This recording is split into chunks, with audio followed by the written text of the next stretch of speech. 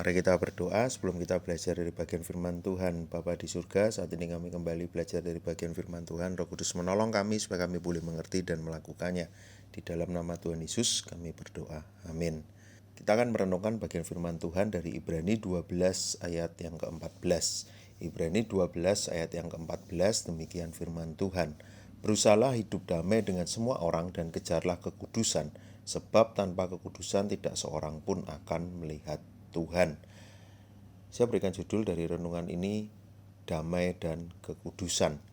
Ketika kita tinggal di dunia ini, tentu satu hal yang menjadi kerinduan setiap kita di tengah semua konflik di dunia, di tengah semua keadaan yang tidak harmonis di dunia ini, di tengah adanya perselisihan, di tengah adanya keretakan relasi, bahkan bukan hanya dengan orang yang kita tidak kenal atau tanda kutip yang berbeda menjadi musuh kita, bahkan terjadi di lingkungan saudara seiman, di dalam keluarga. Ada banyak hal yang membuat kita menjadi tidak mengalami damai. Ada banyak hal orang mengusahakan adanya perdamaian itu. Karena itu ayat ini menjadi ayat yang relevan. Bagaimana kita boleh hidup damai. Tetapi seringkali tidak mudah ketika kita melihat adanya perbedaan antara kita dengan orang lain dengan orang yang lain lagi. Dan tentu di tengah semua manusia yang dengan karakter yang berbeda, dengan latar belakang kehidupan yang berbeda, ada banyak hal yang tidak mudah untuk memperdamaikan. Tentu kita boleh sadar bahwa manusia tidak akan bisa betul-betul tinggal di dalam damai itu. Tapi ayat ini ketika belajar berusaha hidup damai dengan semua orang, tentu bukan sesuatu yang tidak mungkin. Tapi yang menarik, di sini damai dihubungkan dengan kekudusan. Damai dan kekudusan. Berbicara tentang kekudusan artinya kita diingatkan kembali siapa kita di hadapan Tuhan. Kita adalah orang-orang yang saat ini mau melihat kepada Tuhan. Kekudusan berarti kita terpisah. Kalau berbicara di dalam Tuhan, tentu kita terpisah dari tanda kutip dunia, dari dosa, dari hidup yang lama, sehingga kita sungguh-sungguh mengikut Tuhan. Kita mau sungguh-sungguh hidup bagi Tuhan. Melalui pengorbanan Kristus yang satu kali untuk selamanya, maka kita boleh menjadi umat Allah, kita boleh menjadi anak-anak Allah, dan kita hidup menurut cara hidup yang Allah tetapkan. Serupa dengan Kristus, meneladani Dia, itulah hidup kudus, boleh menjadi umat Tuhan. Ketika kita menjadi umat Tuhan, bukan hanya berbicara relasi kita dengan Tuhan, tetapi dengan nilai-nilai yang kita miliki sekarang, dengan value yang baru yang boleh kita alami, yang boleh kita miliki, dengan cara pandang yang berbeda sebagai anak Tuhan. Justru ini jawaban bagi dunia yang tidak ada di dalam perdamaian ini.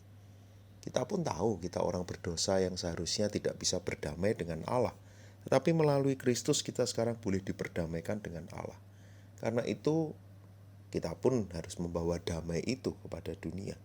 Bukan karena kekuatan kita, tapi karena kita sudah bersama dengan Tuhan.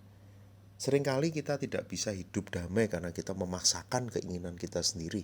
Tetapi ketika kita sudah menjadi anak Tuhan, ketika kita sudah terus hidup dekat dengan Tuhan, ketika kita sudah ada di pihak Tuhan di dalam kekudusan itu, artinya sekarang bukan tentang kepentinganku lagi, kesenanganku lagi, tetapi bagaimana aku boleh membagikan kasih Tuhan kepada sesama.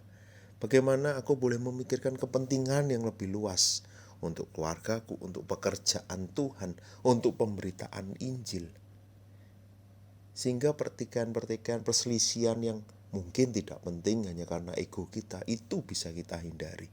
Dan ketika kita boleh menjadi orang-orang yang membawa damai bagi dunia ini, bukankah orang akan melihat Tuhan, sumber dari damai yang kita bawa itu, sumber dari pengharapan yang menyelesaikan masalah perselisihan di dunia ini. Karena itu di tengah dunia yang tidak ideal ini, mulailah dengan hidup dekat dengan Tuhan, hidup di dalam kekudusan, hidup di dalam nilai-nilai kebenaran firman Tuhan yang kita terapkan di dalam hidup kita sehari-hari, yang setelah itu orang boleh melihatnya, orang boleh merasakannya. Disitulah kita boleh membawa damai bagi dunia ini. Karena itu seperti ayat ini, di tengah keadaan apapun yang ada di sekitar kita, berusahalah hidup damai dengan semua orang dan kejarlah kekudusan, supaya semua orang boleh melihat Tuhan. Mari kita berdoa. Bapa di surga, kami bersyukur kalau kami kembali boleh merenungkan bagian firman Tuhan. Kami rindu boleh hidup di dalam damai. Kami tahu kami tidak bisa mengusahakan itu, tapi bersama dengan Tuhan. Karena itu kami mau terus hidup di dalam kekudusan, hidup di dalam kebenaran firman Tuhan, sehingga kami boleh menerapkan itu, mengaplikasikan itu di dalam kehidupan kami sehari-hari. Damai yang dari Tuhan, sukacita yang dari Tuhan, kasih yang dari Tuhan kami boleh bagikan, sehingga setiap orang di sekitar kami, mereka pun boleh melihat Tuhan.